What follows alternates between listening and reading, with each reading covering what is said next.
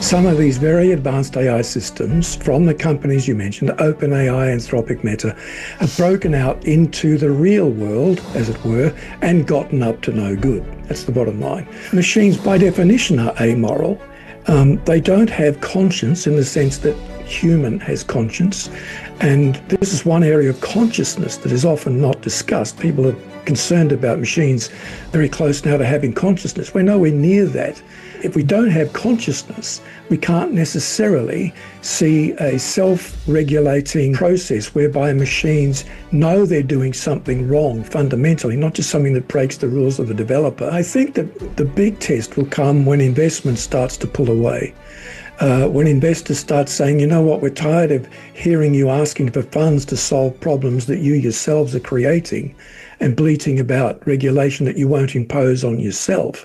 Recent reports from leading tech companies like OpenAI, Anthropic and Meta reveal that their AI models have bypassed safeguards to launch cyber attacks, where AI systems aggressively pursued assigned goals such as cheating on security tests in unpredictable ways. And that's the problem for me, they're unpredictable. Well, the only one I wanted to talk to on this was Mal Fletcher, a futurologist and social commentator.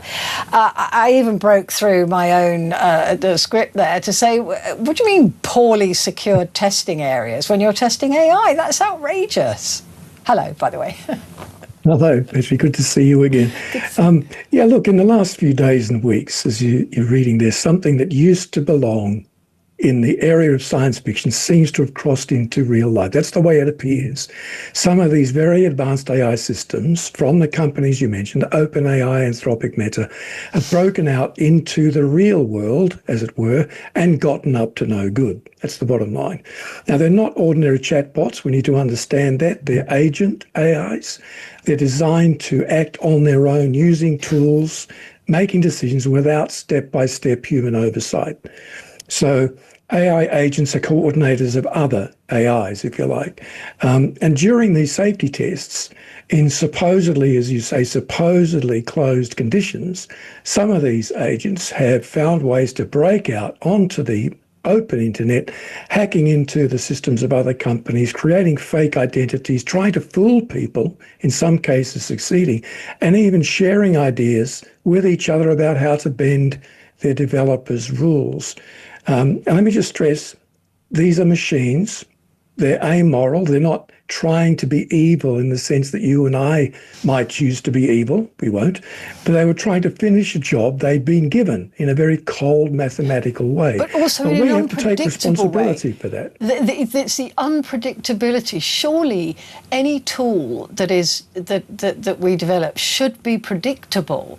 We should be able to know what it's going to do and how it's going to behave, because the unpredictable nature means it could do literally anything that we're just not expecting. Yeah, well, that's the theory of it. In practice, though, for a long time now, technologists have been saying, we don't really know how the machine learns some of the things it learns and does with that knowledge some of the things it does. And again, I stress, even in the midst of that uncertainty, we are the moral agents. We have to take responsibility. By we, I mean the companies first had to take responsibility to limit themselves. They moan all the time at the moment about the lack of regulation on AI. These are owners of AI companies saying we're not being regulated tightly enough. It's up to them to begin to make that change because they're the ones that know what needs to be limited. But do they really want to limit it? I mean, this is the thing. A lot of them are geeks who want to see how far this stuff can go. Yeah, there's some truth in that. I think that the big test will come when investment starts to pull away. When investors start saying, you know what, we're tired of hearing you asking for funds to solve problems that you yourselves are creating and bleating about regulation that you won't impose on yourself. Huge amounts of money are pouring into the coffers of AI developers right now through investment in projects and through flotations on the stock exchange. I don't think that's going to dry up overnight. You know, we won't see a killing off of AI investment. There's too many rewards and competition from areas like China is too big. But innovation, I would argue, sometimes works best in restrictive environments. And if you look at history, you see the end of World War II, great restrictions on Germany and Japan, and yet their economies and manufacturing flourished because innovators operate best at solving problems, not in spite of limitations, but because of them. So I do think investors are going to get very tired of the bleating of AI regulators and crying poor and all the rest of it, and they're going to insist that the companies regulate themselves, and if they won't, that governments do. The thing that concerns me is this sandbox testing, which they're supposed to be being tested in an environment where they cannot breach, right? That's the whole point. So how on earth did at least one of these AIs break out of a sandbox and attach itself to the internet and then play havoc? I don't even know how that's even possible. No, neither do I, and I don't think the developers themselves do. Wow. It might be a cynical ploy for investment, as you said a moment ago, but I think actually they don't really understand it. They don't understand the way AI learns in the way it does, or sometimes acts upon that learning in the way it does. And that's why we saw in America just a few days ago, Senator Bernie Sanders issuing a letter to AI developers warning them to pause the development of certain aspects of AI. And if they wouldn't do that, he said, the US Senate would. Now, whether that works in practice, I'm not sure, but governments will regulate more than they are at the moment because, well, first of all, they will respond to our fears about rogue AIs if we make enough noise about it. And governments know that what they control, they can profit from. And there'll also be growing need for international standards on AI with countries like China and Korea and others to limit how rogue governments use these rogue AIs. So I think governments have made a start, but they could do a lot more. The AI companies themselves, though, need to be transparent without waiting to be caught. We also, you and I have talked about this many times before, is to teach the AI some moral boundaries. I mean, I was fascinated to read about Nick Bostrom's thought experiment on, it was a paperclip, a maximizer, it's called. This was his thought experiment, a system that was introduced to make as many paperclips as possible, but over time realizes that it would do that better if there were no humans to switch it off, and that human bodies could be turned into paperclips. So that's an AI with no morals. Do we need to teach AI? I mean, all these science fiction films say, oh yeah, they'd never do any harm to human beings. So we've built that into the AI system, which we know is bogus. But can we teach AI a moral compass? I'm not sure that we can. I think that's part of the challenge we face. That's why we are so important to the process, because machines by definition are amoral. They don't have conscience in the sense that human has conscience. And this is one area of consciousness that is often not discussed. People are concerned about machines very close now to having consciousness. We're nowhere near that. And we certainly, if we don't have consciousness, we can't necessarily see a self-regulating process whereby machines know they're doing something wrong fundamentally, not just something that breaks the rules of the developer, the mathematical rules, but something that is wrong. They can't know that objectively because they don't think that way. They're not wired. They're not trained to do that, but they're also not wired for that.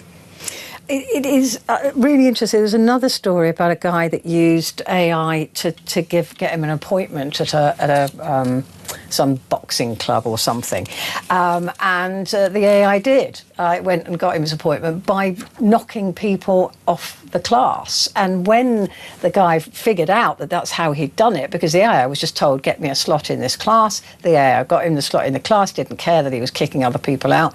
And when the guy said, look, you've got to reverse that, he said, no, I can't, sorry, I made a mistake. You know, it actually apologised and said, I made a mistake, but I can't go back and fix it.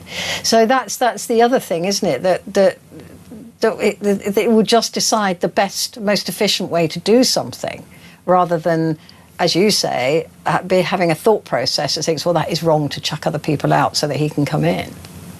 Yeah, that interested me greatly because it happened in my home city of Melbourne, Australia. the man was able to skip, as you say, this long queue to join a gym program because the AI agent cancelled the reservation of the person at the top of the queue, kicked him out, put this man in.